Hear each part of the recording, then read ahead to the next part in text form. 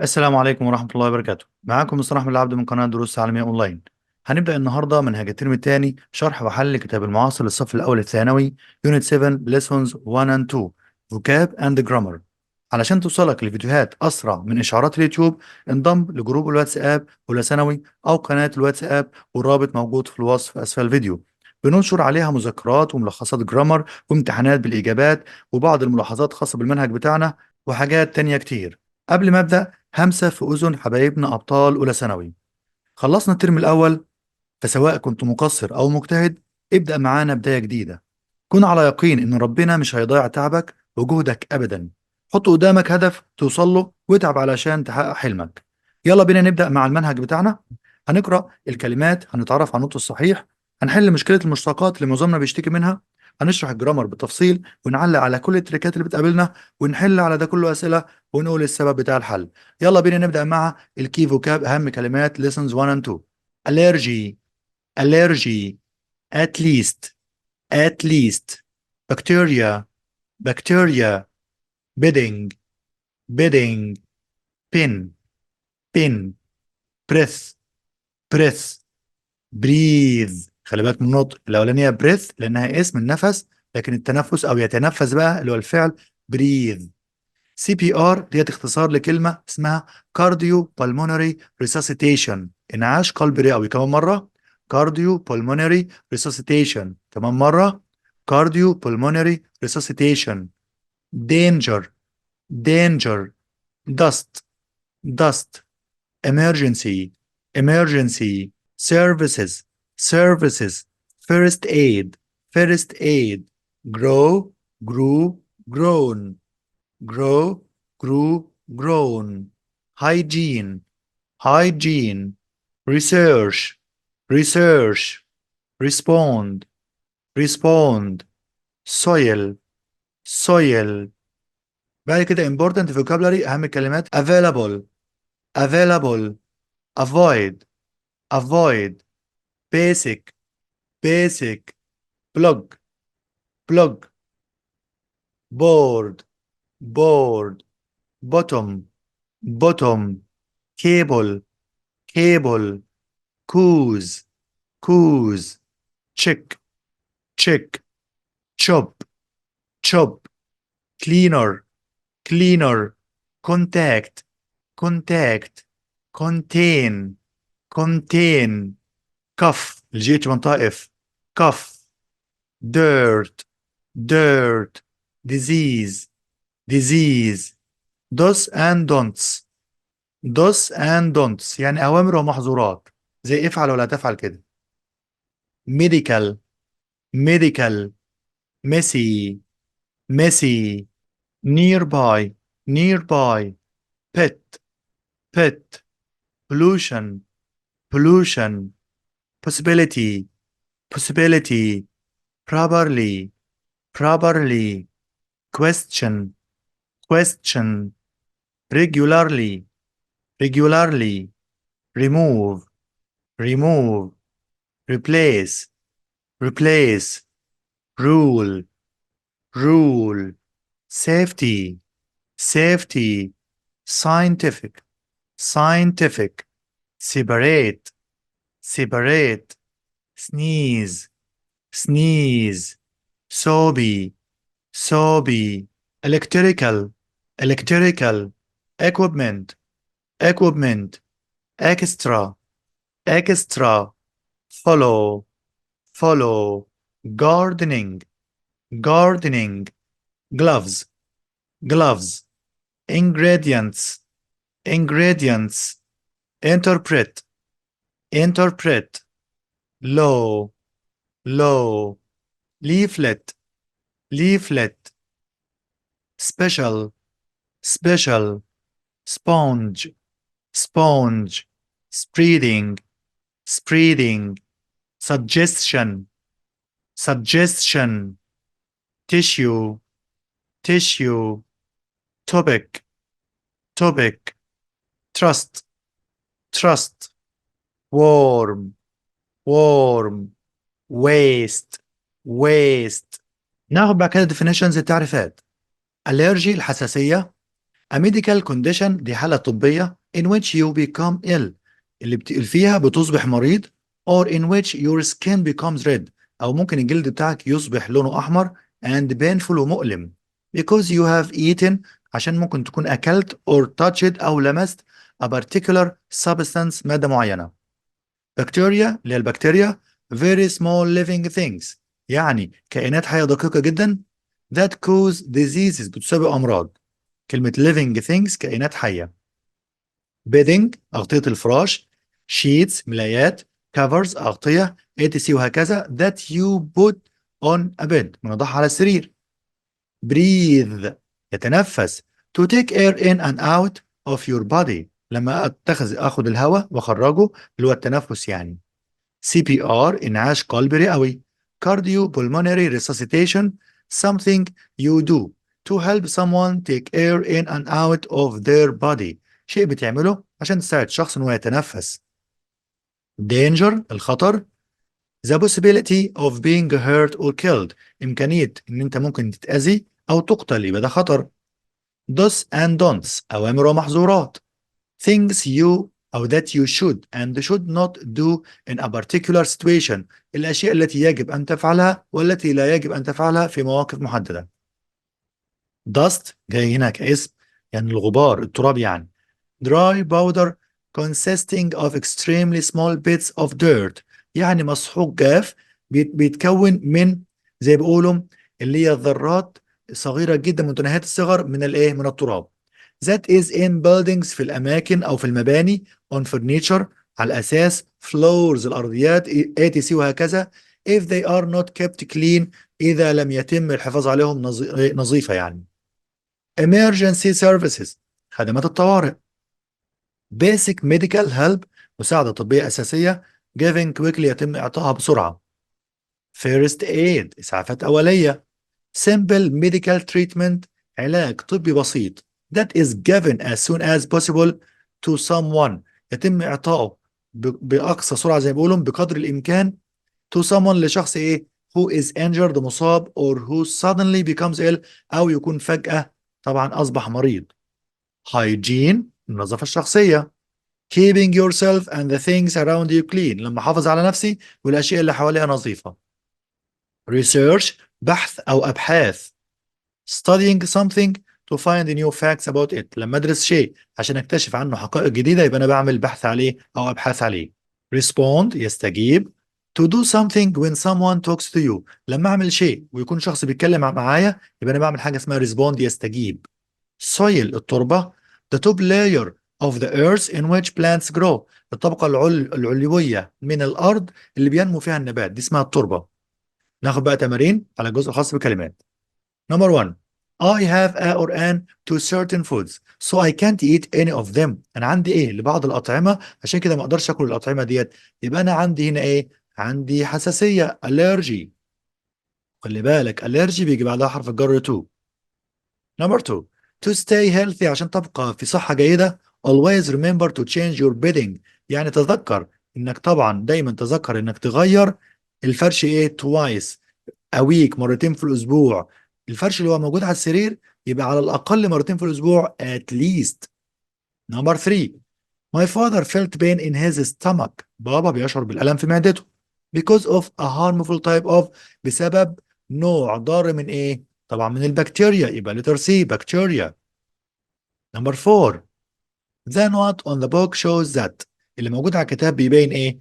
it hasn't been opened for a long time من الكتاب من خارج كده يبدو ان الكتاب ده لم يفتح لفترة طويلة اذا موجود على الكتاب dust تراب وغبار. Number 5 warm wet places الاماكن الرطبة الدافئة like a kitchen زي المطبخ. sponge زي بقى الاسفنجة بتاع المطبخ are the places هي الاماكن where bacteria like to not in هي الاماكن اللي البكتيريا بتحب ايه طبعا بتحب تنمو فيها يبقى grow in. Number 6 we should change the knot regularly to avoid infection يجب ان احنا نغير ايه بصورة منتظمة عشان نتجنب العدوى. طبعا هنا هنغير الفرش بتاع السرير زي ما قلنا bedding الكفرز والشيتس الملايات والأغطية. Number 7 open the window please افتح الشباك لو سمحت. the children are unable to because of the smoke. افتح الشباك لأن الأطفال غير قادرين على إيه بسبب الدخان؟ غير قادرين على breathe، يتنفسوا يعني، لكن sneeze يعطس مش هتنفع. Number 8. When my father's breathing stopped. أنا قلت breathing ليه؟ عشان ده فعل في ING وأصل الكلمة breathe. يبقى when my father's breathing stopped، لما عملية التنفس بتاعه بابا توقفت، I did him، عملت له to make him breathe again، عشان يتنفس مرة أخرى، عملت له CPR. خلي بالك CPR مش CRC، عشان في ناس بتركز في الايه في السبيلنج. Number 9. The boys could help the injured man because they had learned about not. الأولاد يعني استطاعوا إن هم يساعدوا الرجل المصاب لأن هم أخدوا أو اتعلموا قبل كده عن إيه؟ First aid، إسعافات أولية. Number 10.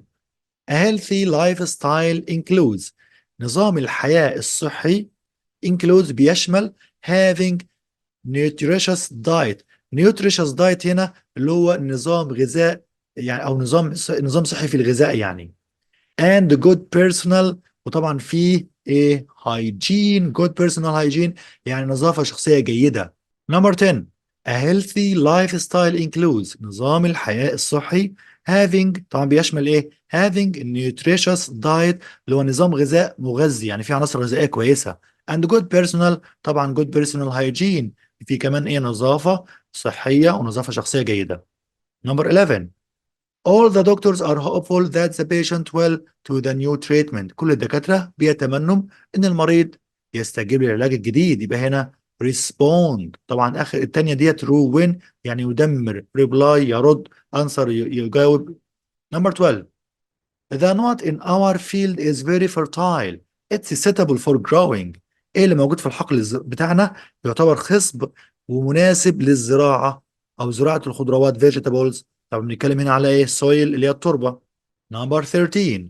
Doctors ask patients to take a deep while being examined. الدكاترة طلب من المريض انه ياخد deep ايه عميق. طبعا ياخد نفس عميق اللي هو طبعا هنا breath ولا breathe. احنا قلنا breathe يتنفس، لكن breath اللي هي ايه النفس، يبقى هنا letter دي. تمام. Number 14. We can't make a cake without sugar. ما نقدرش نعمل كيكة من غير السكر. ليه؟ It's an important لأنها ايه مهم؟ ingredient، مكون أساسي في عمل التورتة أو الكيكة، مهم جدا. Number 15. The government is trying to improve. حكومة تحاول أن تحسن measures on all railways. طبعا تحاول أن تحسن مقاييس إيه على خطوط السكة الحديد. طبعا مقاييس الأمان، يبقى هنا safety measures. Number 16. Air not has reached dangerous levels in some cities. طبعا بيتكلم على تلوث الهواء وصل لمستويات خطيرة في بعض المدن، يبقى هنا pollution. طبعا الثانية population اللي هي السكان أو تعداد السكان، expression تعبير، evacuation إزاحة أو إخلاء. Number 17. We must book in advance. يجب أن احنا نحجز مقدما. There is only a limited number of tickets. يوجد عدد محدود من التذاكر. يبقى احنا المفروض هنا ايه العدد المحدود ده متاح لينا، يا عدد محدود متاح، يبقى هنا available letter D. Number 18. I think it's a lot of money to buy this expensive car. أعتقد إن لو أنا اشتريت عربية غالية جدا أو غالية، يعتبر بالنسبة لي إيه هو رأيه كده إن ده waste of money، مضيعة للمال. Number 19. Try to not contact with people who have infectious diseases. حاول إنك تتواصل مع الناس أو تتواصل هنا بقى، مش تتواصل بقى، ده بيقول لك الناس اللي عندهم أمراض معدية، لا مش هتواصل، ده هنا هتجنبهم. يبقى هنا يبقى avoid. تمام. يبقى letter A. Try to avoid contact with. حاول أن تتجنب الاتصال بهم. Number 20. He used a sharp knife. استخدم سكينة يعني حادة to not the meat عشان يقطع اللحمة. يبقى هنا to chop the meat. يا مصر مش كلمة يقطع يعني قطع، أيوة chop يقطع قطع صغيرة. Number 21. Hygiene النظافة الشخصية reduces تقلل the not of being ill إمكانية إن الواحد ممكن يصاب بالمرض. يبقى هنا possibility، يبقى letter C. Number 22. My bag everything needed for the trip. الحقيبة بتاعتي، الشنطة بتاعتي طبعا ايه بقى عايز اقول لك بتحتوي على كل شيء نحتاجه للرحلة. يبقى ايه يبقى هنا contains يعني يحتوي على. تمام. Number 23. We don't not advice from people we love and respect. طبعا هنا we don't يعني ايه؟ عايز اقول لك احنا طبعا الناس اللي بناخد منهم نصيحة وبنحبهم وبنحترمهم ما ينفعش ان انا ايه اتاكد من صحة نصيحتهم لانهم مش عاوزين يضروني. يبقى هنا question. تمام. واحنا قلنا ان كلمة question يتحقق من صحة، طبعا معناها يستفسر برضو تنفع ويسأل. Number 24. I believe what you say. أنا بؤمن أو أؤمن وأعتقد باللي أنت بتقوله because لأني I trust you. أنا أثق فيك. Number 25. My sister wears when she does the washing up to protect her hands. أختي بترتدي إيه لما تكون بتغسل الأطباق عشان تحمي إيديها؟ طبعا بترتدي gloves الجوانتي. Number 26. Smoking not much harm to your health. التدخين طبعا بيؤدي إلى إيه؟ بيسبب ضرر كبير للصحة بتاعتك. يبقى هنا causes يسبب. Number 27. No one is allowed to shout at others. محدش مسموح له يصيح في وجه الآخرين. In our house في المنزل بتاعنا. It's an important family. دي بالنسبة لأسرتنا تعتبر إيه؟ rule. قاعدة مهمة. Number 28. A patient needs help. المريض بيحتاج ايه؟ طبعا المساعدة، طبعا محتاج مساعدة زي ما بيقولوا medical help، مساعدة طبية. Number 29. When my children play in their room. لما الأطفال بتوعي بيلعبوا في الحجرة بتاعتهم it becomes. طبعا بتبقى الدنيا اتقلبت. يبقى ايه؟ يبقى messy فوضوية. تمام. Number 30. In not her silence as anger. هنا طبعا بقول نقط أنا المفروض انا بترجم وافهم الصمت بتاعها كانه زعلانه وغضبانه. يبقى هنا interpreted بفسر صمتها ان ده غضب منها. Number 31. The word not means the possibility of being killed or hurt. كلمة ايه اللي معناها امكانية ان الواحد يقتل او يصاب باذى. طبعا هنا danger خطر. Number 32. Which of the following means the things. أي من التالي معناه the things that you should and shouldn't do in a particular situation. الأشياء التي يجب أن تفعلها والتي لا يجب أن تفعلها في موقف محدد. طبعا قلنا من شوية do's and don'ts الأوامر والمحظورات زي ما قلنا، يجب أن تفعل ويجب أن لا تفعل. Number 33.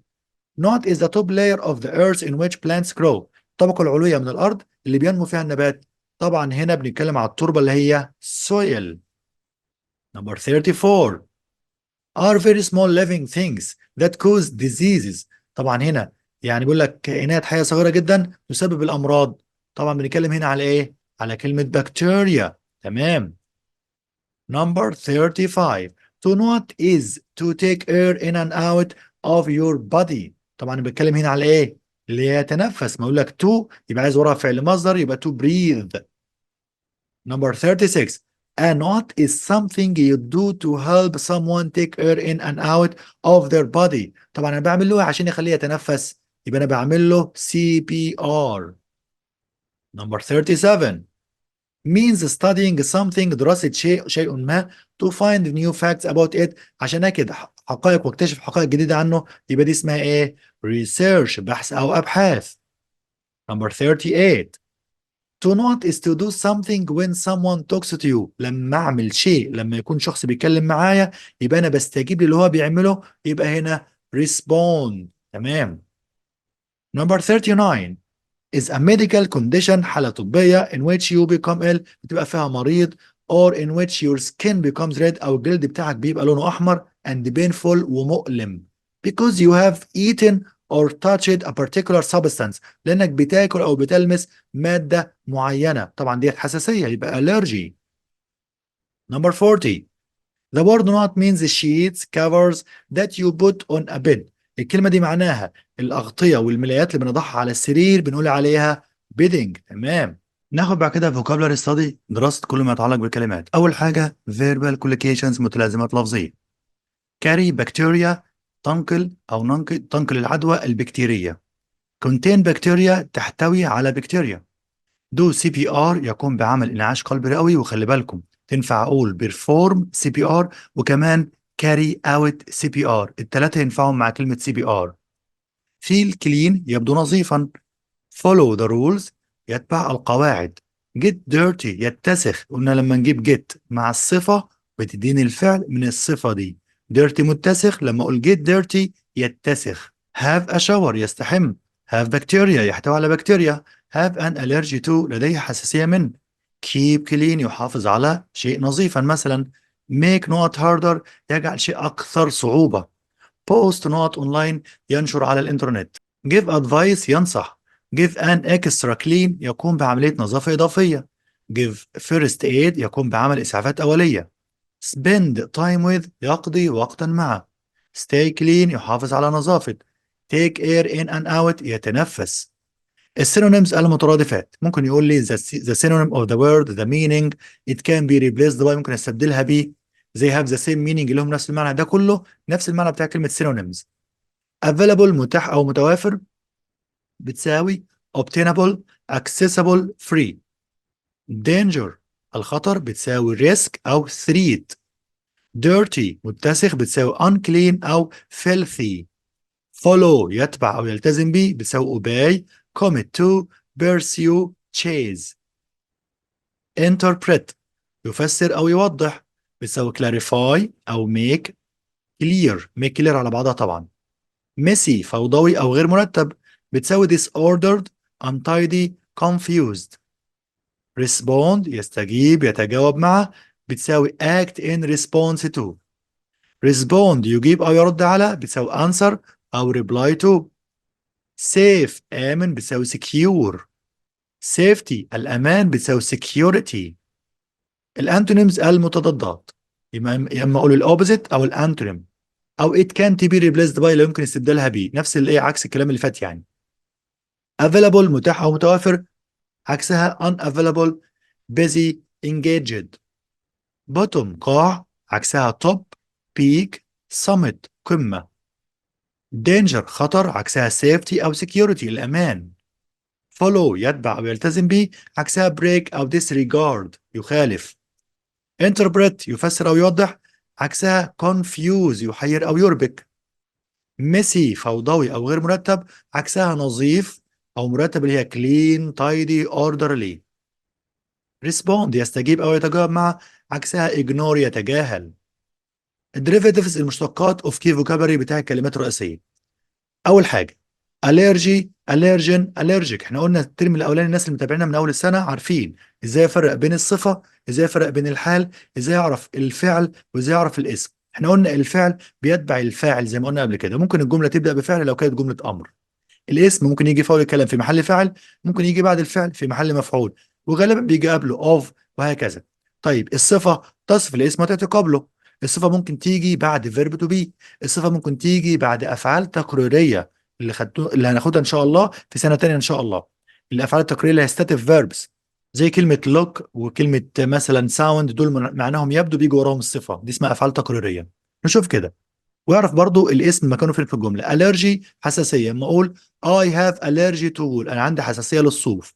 كلمة allergy جت بعد الفعل فديت في محل مفعول. allergen مادة مسببة للحساسية. to me بالنسبة لي wool is an allergen الصوف يعتبر مادة مسببة للحساسية. خلي بالك هنا ديت اسم برضو. allergic لديه حساسية دي صفة. I am allergic to wool. شايف جاب allergic بعد ايه؟ بعد verb to be بعد am يبقى الصفة بتيجي بعد verb to be. مشتقات كلمة بكتيريا. أول حاجة الكلمة نفسها بكتيريا ديت اسم. Some bacteria are useful بعض البكتيريا تكون مفيدة يبقى هنا جاء في محل فاعل قبل الفعل المساعد. Bacteriology علم البكتيريا علم دراسة البكتيريا. He studies bacteriology هو بيدرس علم البكتيريا يبقى هنا جاء في محل مفعول. Bacterial بكتيري هنا صفة. She has a bacterial infection عدوى بكتيرية. وحين قلنا الصفة تصف الاسم وتأتي قبله infection ديت عدوى ديت اسم جه قبلها بكتيريا اللي هي صفة. breathe يتنفس طبعا ديت فعل. healthy people breathe normally الناس اللي عندهم صحة كويسة بيتنفسوا بصورة طبيعية يبقى ديت فعل. لكن breath النفس healthy people have normal breath الناس الطبيعية لديهم هنا بقى جاب لك normal كصفة وبريث كاسم لديهم نفس طبيعي. breathing التنفس breathing provides the body with oxygen التنفس عملية التنفس يعني الشهيق والزفير يعني بتزود الجسم بالأكسجين. dust اللي هو التراب طبعا لو جت كفالة معناها ينفض التراب. I dust the window regularly هنا فعل. dust كاسم الغبار أو التراب نفسه. I remove dust هنا جاء بعد الفعل في محل مفعول. from the windows regularly أنا أنفض التراب أو أزيل التراب من الشبابيك بصورة منتظمة. dusty هنا صفة مغبر أو مترب. the windows are dusty الشبابيك متربة عليها تراب يعني. I need to clean them أنا أريد أن أنظفهم. مشتقات كلمة danger. in danger يعرض للخطر ديت فعل. never endanger your life ده أمر منفي، لا تعرض نفسك للخطر. danger بمعنى الخطر نفسه بقى ديت اسم. ما أقول لك never put yourself in danger لا تضع نفسك في خطر، يبقى هنا جاي اسم. dangerous خطير ديت الصفة. never put yourself in dangerous situations هنا جاب لي situations اسم اللي هي معناها مواقف، عايز اوصفها ان هي مواقف خطيرة، جبت الصفة قبل الاسم. كلمة grow مشتقاتها grow يزرع. we grow potatoes in this field خلي بالكوا ديت فعل ايه؟ دي فعل متعدي، لما اقول يزرع لازم أنا اجيب ايه اللي بيتزرع. لكن grow بمعنى ينمو او يترعرع ديت فعل لازم لا يحتاج الى مفعول. اقول potatoes grow well البطاطس تنمو بصورة جيدة in this field في هذا الحقل. growth النمو او الزيادة. the growth of potatoes in this field is good نمو البطاطس في الحقل ده نمو جيد. هنا طبعا كاسم جاي في اول الجملة في محل فاعل. growing ديت صفة متزايد أو نام. there is a growing interest فيه اهتمام متزايد in using technology for education في استخدام التكنولوجيا في التعليم. خلي بالك growing هنا صفة وصفت ايه؟ حفظناها بقى يا مستر، وصفت الاسم اللي بيجي بعدها. respond و response. respond يستجيب. she responded to my email هي استجابت للإيميل بتاعي. لكن response استجابة. I received her response to my letter أنا استجبت إلى إيه؟ أو أنا تلقيت استلمت يعني الرد بتاعها أو استجابتها للخطاب بتاعي. بعد كده expressions and idioms تعبيرات ومصطلحات هامة. a home for أو a home to موطن لي. as often as you can كثيرا قدر المستطاع. breathe a word يفشي سر. contact with pets مخالطة الحيوانات الأليفة. full of مملوء بيه. in an emergency في حالة الطوارئ. it's most important من المهم جدا. stop the bacteria spreading يمنع أو يوقف انتشار البكتيريا. no more dust لا مزيد من الغبار. once a week مرة في الأسبوع. research into hygiene بحث عن النظافة الشخصية. do research on the same topic يقوم بأبحاث على نفس الموضوع. scientific research البحث العلمي. بعد كده الفيرب والبربوزيشنز الفعل مع حرف الجر مهمة جدا. belong to ينتمي إلى أو يخص. come back يعود أو يرجع. drink from يشرب من. find out يعرف عن. go into يدخل. lie on يستلقي على. live on يعيش على أو يتغذى على. move away from ينقل بعيدا عن. protect against أو protect from والاتنين صح يحمي من. respond to يستجيب لي أو يتجاوب مع. return from يعود من. shout at يصيح في أو يزعق لي.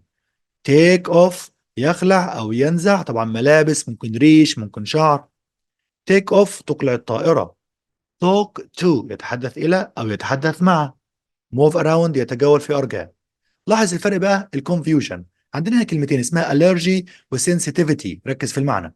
allergy دي اسم معناها حساسية. لما أقول لك I have an allergy to wool أنا عندي حساسية للصوف.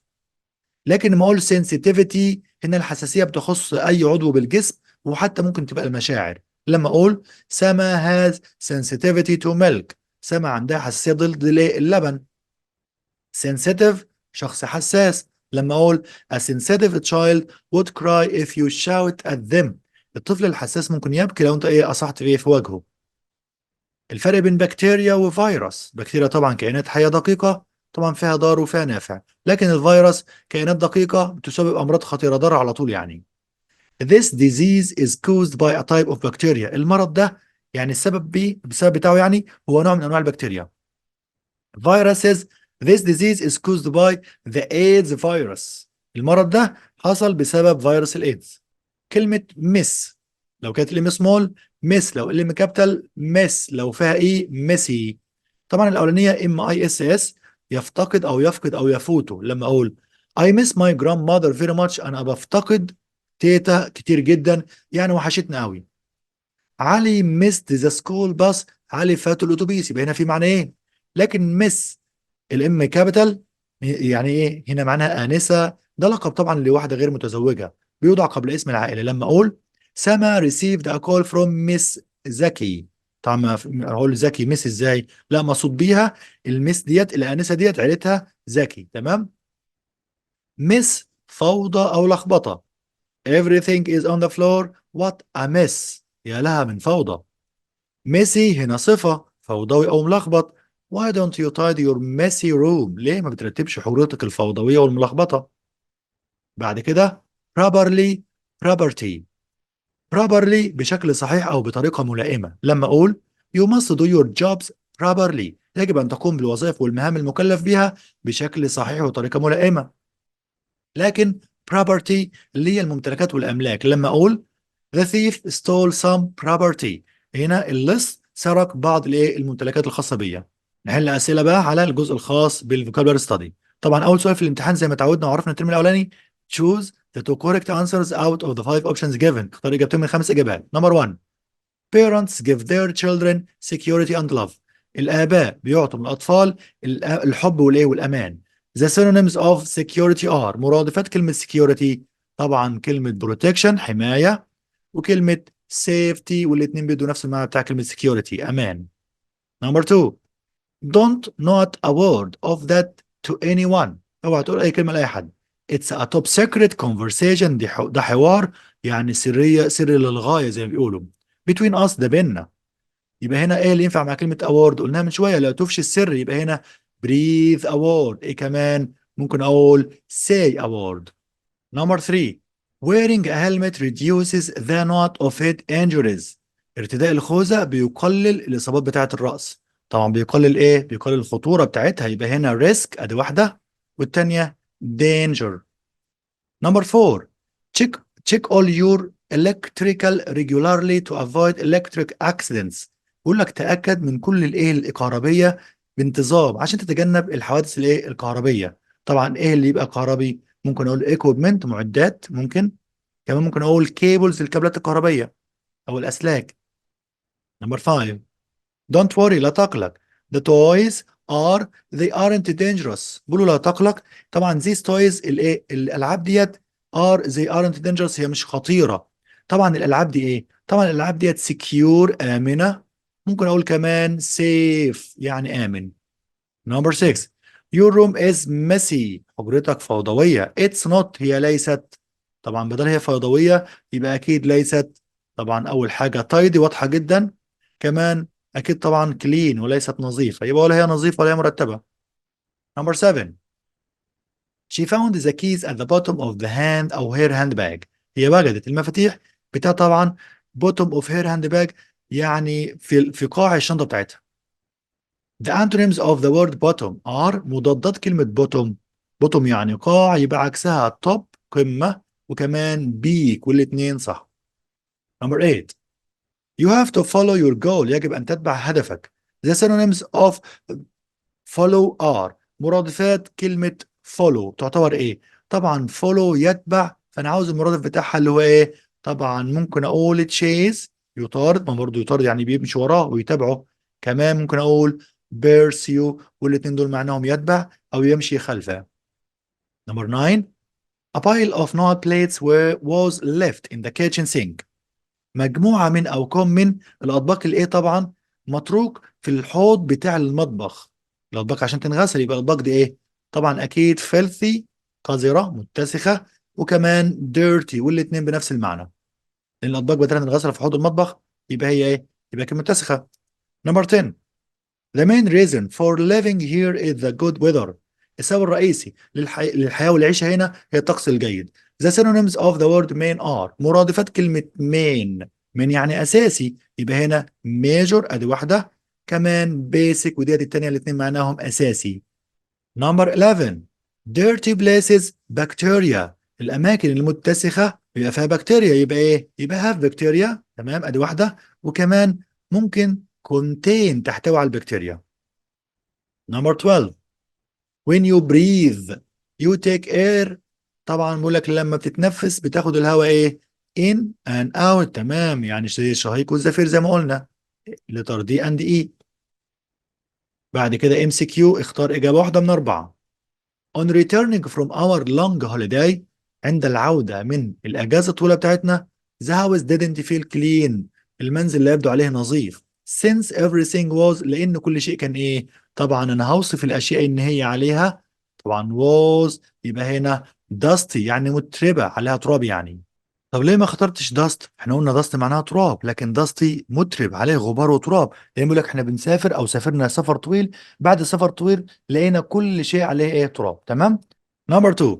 people who have an allergy، الناس اللي عندهم حساسية always if they smell smoke، دايما بيعملوا ايه لما يشموا الدخان؟ طبعا sneeze، بيعتصم. نمبر 3. my daughter is تقول اختي عندها ايه خاص بالصوف؟ طبعا allergic، عندها حساسية. تمام، ان انا بجيب صفة.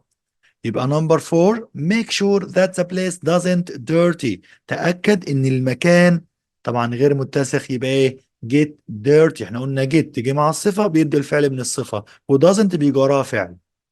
نمبر 5 the first aid you have not to the injured boy has saved his life، الإسعافات الأولية اللي أنت عملتها على الولد المصاب أنقذت حياته. يبقى هنا إيه؟ you have طبعا هنا given.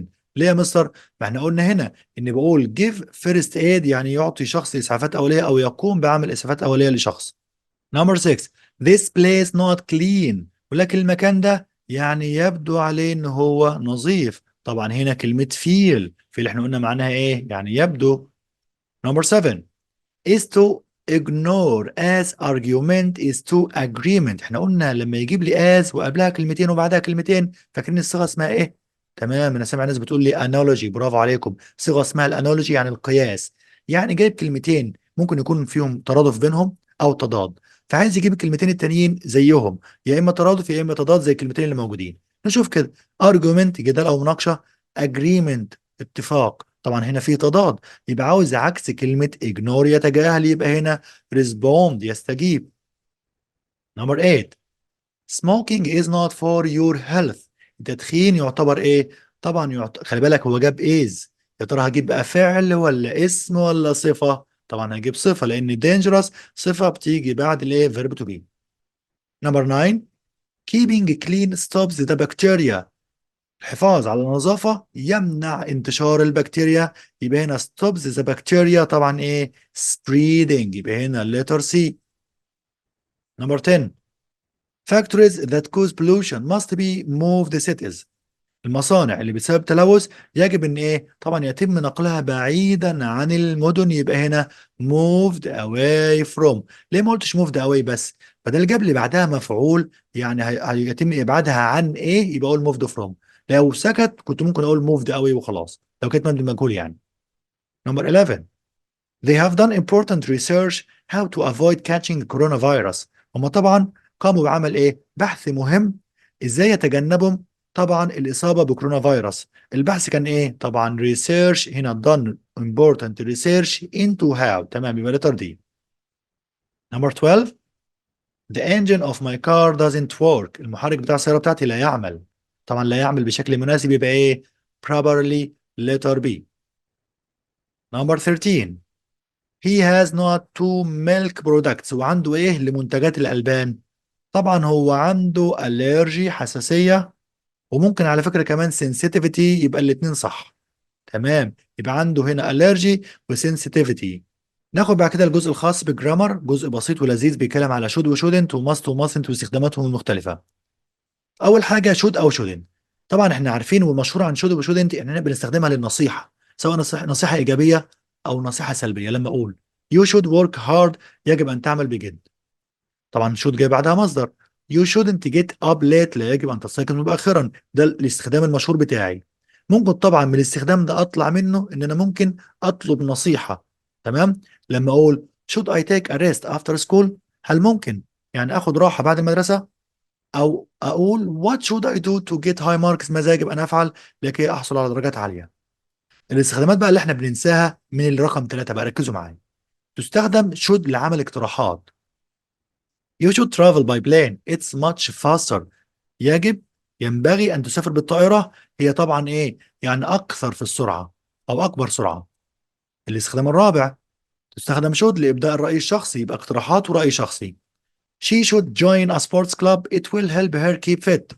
ينبغي إن هي تنضم لنادي رياضي، ده سوف يساعدها إن هي تبقى عندها لياقة. يبقى أنا بقول رأيي الشخصي. لاحظ كمان بناء الجملة في الصيغ المختلفة بقى. لو جملة مثبتة، تمام، جملة مثبتة أقول إيه؟ سما should be careful، يجب أن تكون حريصة to pass the driving test، عشان تنجح في اختبار القيادة. سما shouldn't be careless to pass the driving test. هنا يبقى جبتها نفي، يبقى قلت shouldn't be. لو هسأل أقول should سما be. لو سؤال بأداة استفهام what should سما be. اللي جايه بقى بننساها، اللي هي إيه؟ الباسيف، المبني المجهول. إحنا اتفقنا جملة مبني مجهول تبدأ بإيه؟ بمفعول، يبقى مجهول مفعول مجهول مفعول. اول حاجه في جمله المبني المجهول ببدا بمفعول زائد should او shouldn't زائد be زائد التصريف التالي. لما اقول مثلا you should revise your essay again، يجب ان تراجع الايميل بتاعك او المقال بتاعك مره اخرى. طبعا الفعل فين؟ you، والفعل should revise، المفعول your essay. ادي عندي ثلاث عناصر في الجمله. هبدا بايه؟ هبدا بالمفعول، يبقى هنا your essay. طب وكلمه you ممكن تيجي في الاخر او ما اجيبهاش. طب وشود ريفايز هنا الشغل بقى. should اجيب بعدها بي، والتصريف الثالث من الفعل المصدر يبقى should be revised again. يبقى المقال ينبغي ان يتم مراجعته مره اخرى. استخدامات must و mustn't. اول حاجه طبعا هنا بيقول لي must او mustn't، الاثنين دول طبعا هنا معناها يجب ان او لا يجب ان. طبعا احنا هناخدها ان شاء الله في سنه ثانيه ثانوي بالتفصيل الفرق بين must و have to وهكذا. هنا بيقول لي must و mustn't تعبر عن قاعدة عامة أو نص قانون. أنا عاوزك تكتب لي هنا هوت. لما أقول لك نص قانون اكتب جنبها غالبا لما يكون في نص قانون تبدأ الجملة باسم جمع. تاني، غالبا تبدأ الجملة باسم جمع. لما أقول drivers must follow traffic rules، سائق السيارات يجب إن هم يتبعوا قواعد المرور، طبعا مش بمزاجهم. you mustn't smoke in hospital، ممنوع تدخن في المستشفى. الاستخدام الثاني تعبر عن ضرورة والإلزام من داخل الشخص مع الضمير I والضمير we. I must go and buy some bread before the bakery is closed. لازم امشي او لازم اذهب واشتري بعض الخبز قبل المخبز ما يقفل، لان شعور بالايه ان في الزام عندي ان اعمل الكلام ده. We mustn't go out without telling our parents، لا يجب ان احنا نخرج دون اخبار والدينا. في طبعا التزام من داخلي بقول الكلام ده وضروره. كمان ممكن استخدم must للدعوه القويه او التحذير من شيء خطير. طبعا الاشخاص المقربين مني عشان يقبلوا مني الدعوه القويه، احنا بنقول عليها بالبلدي ايه؟ يعني زي بيتكلم معاها بعشم شويه. يعني ايه؟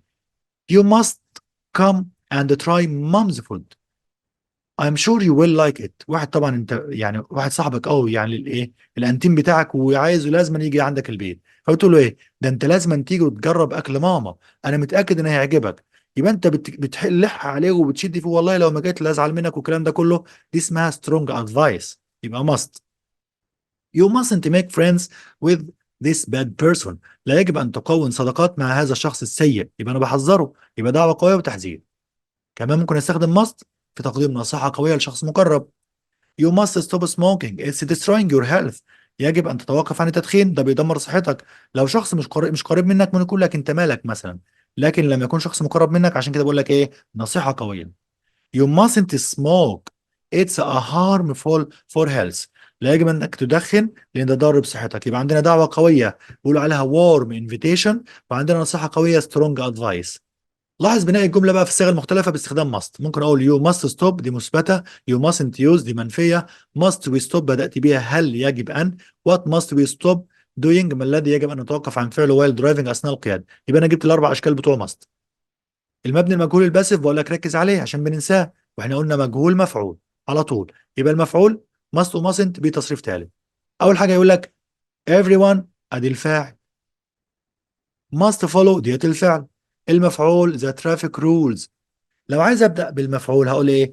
the traffic rules، اشارات المرور must be followed. عملت ايه؟ زي ما عملت في should must be تصريف ثالث. وممكن اقول by everyone او ما اقولهاش. ملاحظات اضافيه، لو قلت should have وتصريف ثالث غير طبعا should والمصدر. ليه يا مستر وفي فرق؟ ايوه طبعا فرق كبير. should have تصريف ثالث بتعبر عن لوم شخص على عدم فعل شيء كان ينبغي ان يفعله. شو بقول لك ايه؟ كان ينبغي ان يفعله وفيه لوم هنا. لما اقول له I blame you for not cleaning your room، انا بلومك على عدم تنظيف حجرتك، معناها ايه؟ You should have cleaned your room. كان ينبغي أن تنظف حجرتك. معنى كده إن أنت ما نظفتهاش.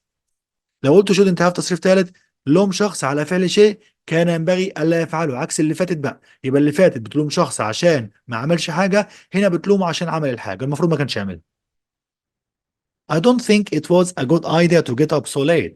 لا أعتقد إن هي فكرة كويسة إنك تستيقظ متأخر. يعني إيه؟ يعني هو طبعا كده استيقظ متأخر، فبقول له إيه؟ You shouldn't have got up so late. كان ينبغي ألا تستيقظ متأخرا. إذا هو استيقظ والمفروض ما كانش عمل كده. بعض الملاحظات الهامة بقى على استخدامات أو طرق إعطاء النصيحة. طبعا كتير جدا زي ما أنتم شايفين. لو هعمل شيء أو مش هعمل شيء. طبعا you ought to زائد المصدر. لو هنفيها you ought not to. It's better to. It's better not to. خلي بالكم الاثنين دول عشان وأنت بتنفيهم بتتلخبط. It's desirable to زائد المصدر، أو it's undesirable to زائد المصدر. It's advisable to والمصدر نفس الكلام. It's inadvisable. شوف بقول لك advisable inadvisable. I advise you to not. I advise you not to. دايما لما تيجي تنفي الحاجة اللي فيها to تقول not to. My advice to you is to. My advice to you is not to زائد المصدر. You had better والمصدر. You had better not والمصدر. طبعا had better من غير to خلي بالكم. It will be a good idea to. It will be a good idea not وكمل to والمصدر. It would be sensible to والمصدر. It would be insensible. يبقى خلي بالك advisable عكسها inadvisable وsensible عكسها insensible. The best thing to do is to not زائد المصدر.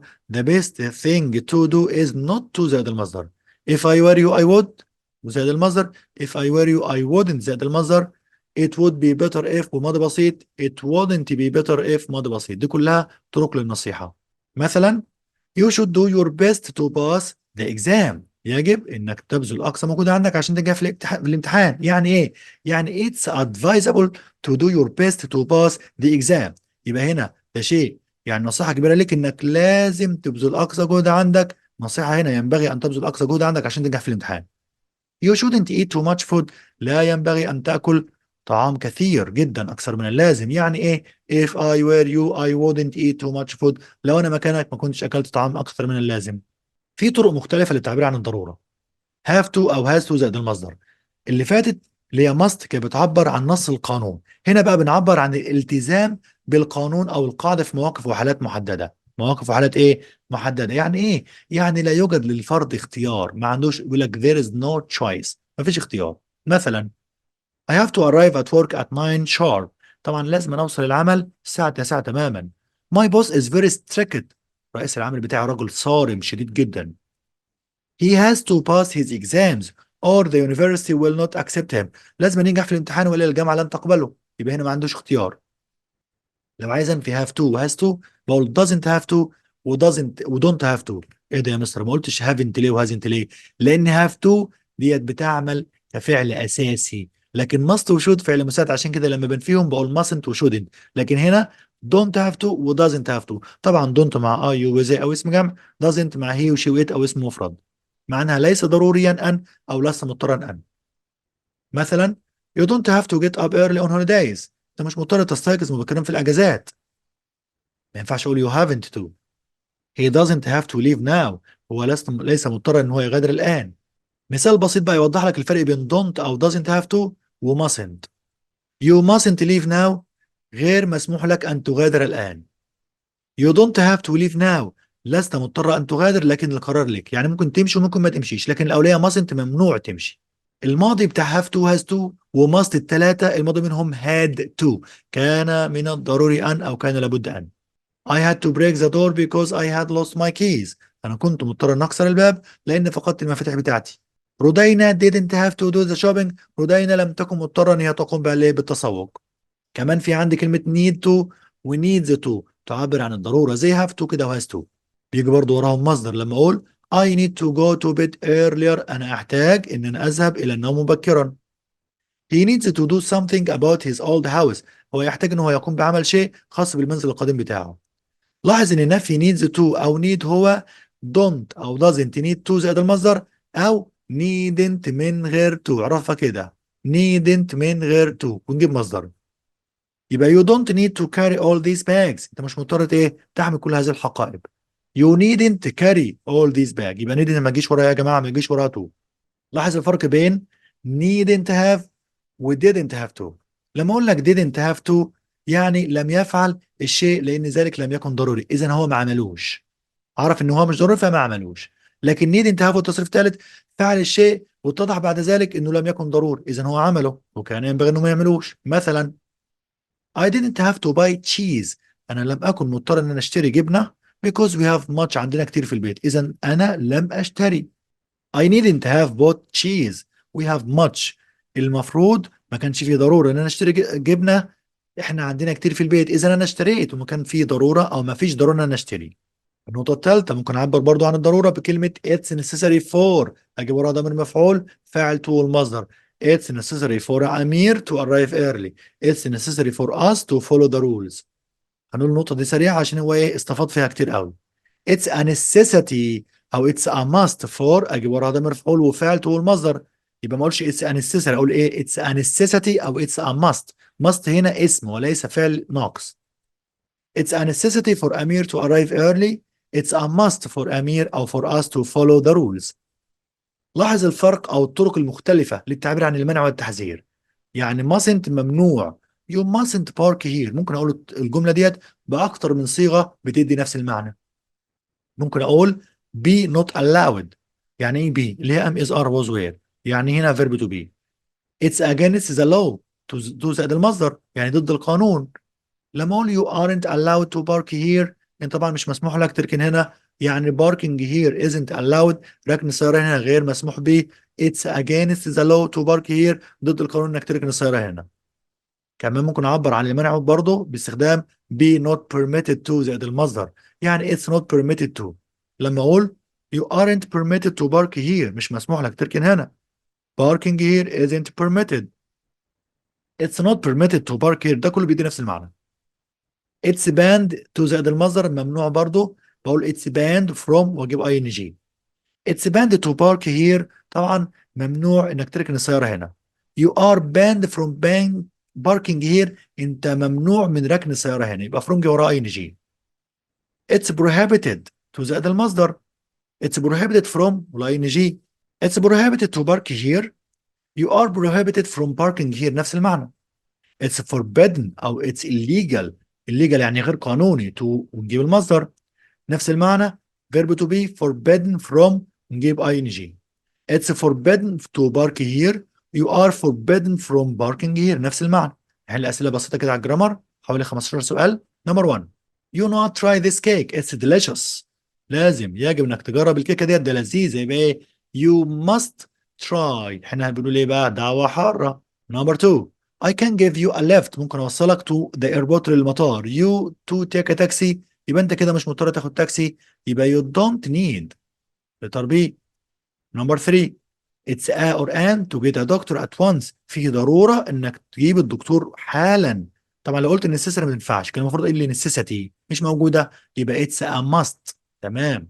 نمبر 4 you not turn this music down، يعني خفض الصوت بتاع الموسيقى before your dad gets angry، قبل ما باباك يغضب. يبقى هنا ايه you had better من الافضل لك، طبعا مصر ما يجيش وراها تو، وكلمة اوت بتساوي شود ومحتاجة تو مفيش، وطبعا نيد محتاجة تو.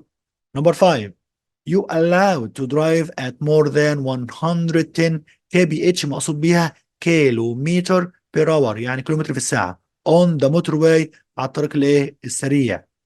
يبقى هنا يقول لك انت مش مسموح لك، يبقى you aren't allowed. نمبر 6 you not pass your exams to get into university، طبعا لازم تنجح في الامتحانات عشان تدخل الجامعة، يبقى ايه ما عندكش اختيار تاني، يبقى you have to. تمام. نمبر 7 we still have time، ما زال عندنا وقت. we hurry، عندنا وقت، يبقى احنا مش ضروري طبعا نجري او نسرع. لو قلت don't have محتاجة to، لو قلت should يبقى المعنى غلط. have got برضو المعنى خطأ، انما هنا needn't من غير to يبقى صح. تمام. نمبر 8 you not buy a pen I'll lend you one، انا هسلفك قلم، يبقى انت مفيش ضرورة انك تشتري قلم، يبقى هنا you طبعا have buy ما ينفعش have، امال ايه طبعا ممكن اقول you needn't، ممكن needn't buy a pen، وكمان don't have to بيساوي بعض، يبقى letter B and C. نمبر 9 عماد cut his leg and go to hospital for a treatment، عماد جرح رجله وطبعا محتاج انه يروح المستشفى عشان يتعالج. يبقى هنا خلي بالك، طبعا ناس كتير هتقول يا مستر بص قولا واحدا كده needs to. ايه ده يا مستر، ده تنفع كمان has to. ايه ده في اتنين غلط اتنين صح، طب ما جابليش ايه بي ودي ليه؟ اقول لك لانك فكرت غلط. ازاي يا مستر؟ ده كلمة قط فعل ماضي. ايه ده يا مستر ازاي؟ مش عماد مفرد؟ لو كان فعل مضارع كنت قلت قطس. تصدق يا مستر صح، يبقى قد ديت فعل ماضي لان الثلاث تصريفات زي بعض. تمام، اذا الجملة ماضي يبقى هنا had to. شفت السؤال بقى جاي ازاي؟ Number 10. Students follow the rules of the school. الطلاب يجب انهم يتبعوا القواعد بتاع المدرسة. طبعا هنا ايه؟ يبقى هنا must، يجب ان. احنا قلنا نص القانون واحنا قلنا القواعد العامة، لما نجيب النص بتاعها نقول must. Number 11. There is a no smoking sign. فيه لافتة مكتوب عليها no smoking، يعني ممنوع التدخين. يبقى ايه؟ على طول يبقى we mustn't smoke here. لما تلاقي no smoking no swimming no parking يبقى mustn't على طول. Number 12. You come and try mom's food. I'm sure you will like it. لازم تيجي وتجرب الاكل بتاع ماما، انا متاكد ان هيعجبك وهتحبه. يبقى انا بعمل ايه؟ قلت لكم ده بيتكلم معاها بعشم جامد قوي. يبقى ديت ايه؟ warm invitation، دعوه حاره. يبقى letter B must، دعوه قويه. Number 13 ديت حالات خاصه وركزوا فيها بقى. Your essay has some mistakes. المقال بتاعك فيه بعض الأخطاء. It again. المقال خلي بالك it عايد على المقال. يبقى المقال مش هيراجع نفسه وأقول it should revise، إنما المقال يجب أن يتم مراجعته. إذا مفعول يبقى مجهول، يبقى should be تصريف ثالث، يبقى letter D. برافو عليكم. Number 14. The car not you are starting to lose control. السيارة طبعا ايه؟ يجب طبعا يحصل لها ايه؟ انت بدأت تفقد السيطرة عليها، يبقى لازم توقف السيارة. يبقى هنا the car، طبعا هقول هنا ايه؟ must stop. هتوقف نفسها؟ طبعا لا، must be stopped، يجب ايقاف السيارة لانك بدأت يعني هنا you are starting to lose، بدأت تفقد السيطرة عليها. آخر سؤال عندنا النهاردة. هاني shouldn't have talked rudely to his teacher.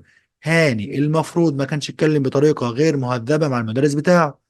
This means، معنى الكلام ده، هاني to his teacher، يبقى هاني اتكلم، يبقى talked rudely تحدث بإيه؟ ما كانش مهذب وبيتكلم مع المستر بتاعه. احنا كده وصلنا لآخر حلقات النهاردة. لو عجبك الفيديو ما تنساش تعمل لايك للفيديو وتشترك في القناة وتفعل الجرس عشان توصلك الفيديوهات القادمة إن شاء الله. كان معكم مستر أحمد العبد من قناة دروس عالمية أونلاين، والسلام عليكم ورحمة الله وبركاته.